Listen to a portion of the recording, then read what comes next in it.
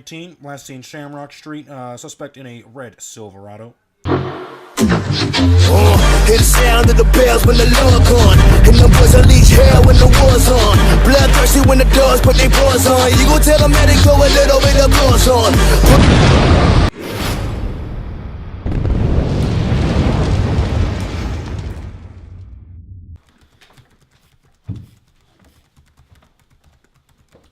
Hey, just got the news from Chief. How's he doing? The doc says he might not make it. That makes this case a homicide. And that makes me angry! How did this happen? Last I heard from the station, he was in pursuit of a vehicle. The kinetic energy in a crash usually does that number, so let's boot up a simulation. Jarvis, you got that? Kinetic energy is the energy of a moving object. The equation for kinetic energy is E sub k equals 1/2 mv squared. The car weighs 3,600 pounds, or 1,632.933 kilograms, and we know the car was moving at a rate of 50 miles per hour, or 22.352 meters per second. That gives us 407,920 joules from the crash. Potential energy is the energy of an object based on its position in a field of force. The equation for potential energy is E sub p equals mgh. Since the car is touching the ground, there is no potential energy. Therefore, the total energy of the car, or the car's kinetic and potential energy added together, is 407,920 joules. See? All of that energy would have been split between what Sam hit and the other half would have gone right back to him. Law of conservation of energy says that energy had to go somewhere. That can't be it. There were no visible signs of a crash. The fire must have done it. Jarvis! The system under investigation is Detective Sam, the system being where a change in energy, in this case heat, occurs. Heat is the energy associated with temperature change. The car surrounding the detective is what we are calling the surrounding. Burning anything is an exothermic process, meaning heat is evolved or the sign of Q is negative. Q is just the amount of energy needed to return a reaction back to its original state after the reaction takes place. This negative sign of Q gives the surroundings a larger temperature than the system. Heat naturally wants to flow from hot to cold. The hot fire will want to give energy to the system, Sam, so the detective's temperature would increase dramatically. This is an endothermic process because the detective's body is absorbing energy. Eventually, the temperature of the detective would have been large enough to kill him or cause a spontaneous combustion.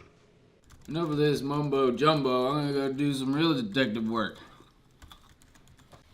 And now, Chancho, times have changed. If we want to get rich, we need to start a business that provides something that everyone needs, like a few.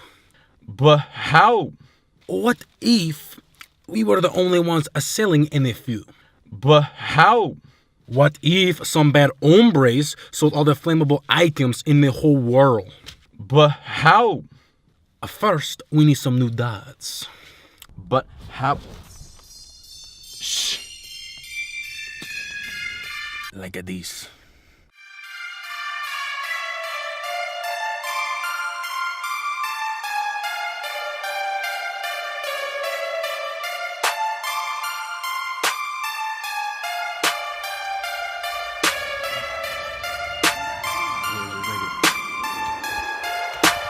Cavalier.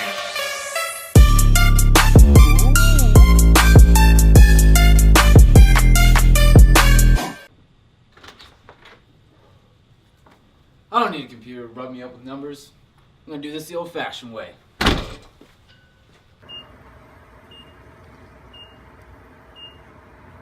I've got you now.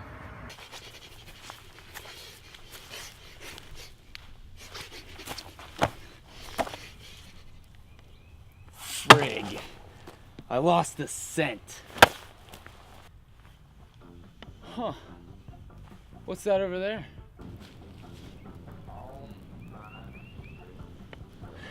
There's definitely something off about this.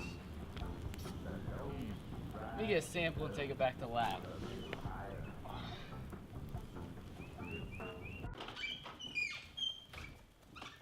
Hey, did you get that jar of gas I gave you? Oh, you need your jar of gas? Yeah, I analyzed the jar of gas. Are you done analyzing that jar of gas? Yeah, I did do the jar of gas. Oh, fantastic.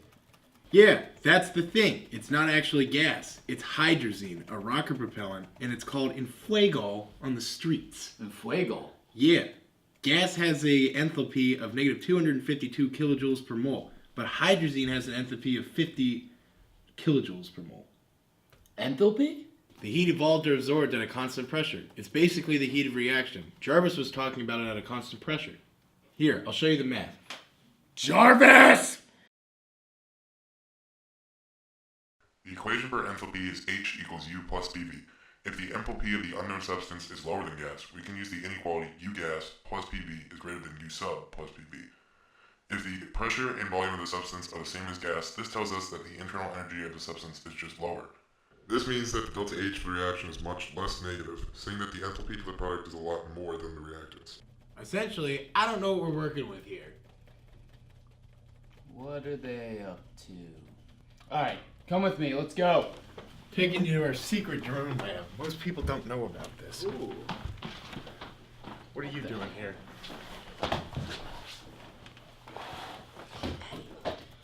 Hey, can you get a drone to where I found that gas for the gas? Heck yeah, I can. Hey, hurry up and analyze this. Hey, don't rush me. Hey, zoom in on that. Oh my, I you're am missing trying my that. best. What I are am you doing? trying my best, sir. Are you kidding me? Look at this. No, it's This not is easy. horrible. If it is so what easy, are you you should doing? do it. Oh You my should do it. gosh. Hey, you bimbo, what are they putting on that fire? Jarvis, analyze the fire. I'm detecting 226.796 kilograms of wood, 2.804561 kilograms of gasoline, and 18.1437 kilograms of propane. The thermodynamic equation for gasoline is 2 octane plus 25 oxygen gas yields 16 CO2 plus 18 H2O, and the change in enthalpy is negative 5.33 megajoules per mole. We start out with kilograms of octane. From there we can convert back down to grams of octane. Then, using the molar mass of octane, we can get moles of octane. After that, use the change in enthalpy of octane that we got from a thermodynamic equation to get megajoules released. After that, we just take megajoules and convert down to joules, giving us a final answer of 6,543,064 joules released. Now we will do the thermodynamic equation for wood. It's important to note that in this case, wood will give us a enthalpy change of negative 2828.00 joules per mole. That gives us a total of 3,955,747 joules released. Sir, I'm having a little trouble running the numbers for the propane. You guys are horrible. You guys are worthless. You can't even do your job right. What the heck is wrong with you guys? Gosh.